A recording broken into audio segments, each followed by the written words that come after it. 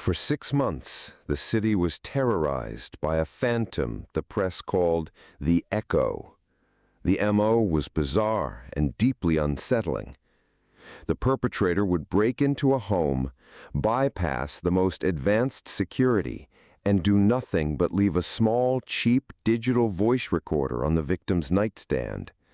The victim would be found the next morning in a state of catatonic shock.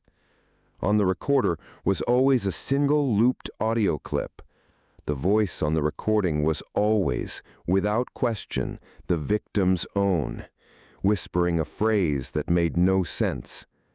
For the first victim, a high-powered lawyer, the phrase was, "It's still in the well." The investigation was a nightmare. There was no forced entry, no DNA, no physical evidence besides the recorders, which were wiped clean.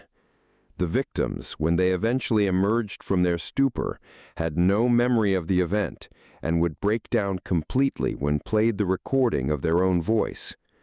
The third victim, a beloved elementary school teacher named Sarah Peters, solidified the public terror. Her recording was found playing softly next to her as she stared, unblinking, at the ceiling. Her voice, a girlish whisper, repeated the phrase, "I know where the bones are, under the bird bath." Frustrated and desperate, lead detective Miles Corrigan decided to stop investigating the victims and start investigating the phrases. Under the bird bath was too specific to be random. Against protocol, he took a team to Sarah Peters' beautifully manicured backyard and, with her bewildered family watching, dug up the lawn.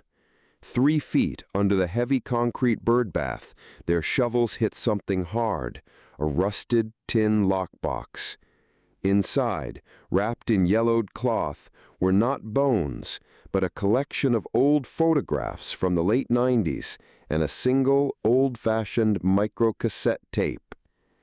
Back at the precinct, they played the microcassette.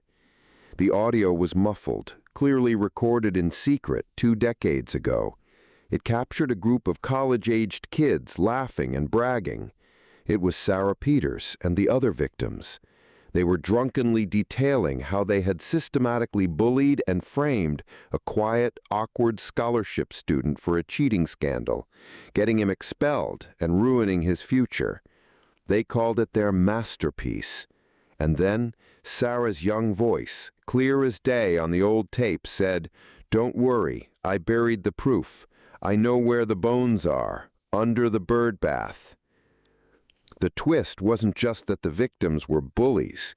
The real horror came when they finally identified the framed student, a man named David Finch. After being expelled, he had vanished. No one knew where he was. The Echo wasn't a phantom breaking into homes. The Echo was a ghost from the past. He wasn't creating the recordings. He had found their old trophy tape.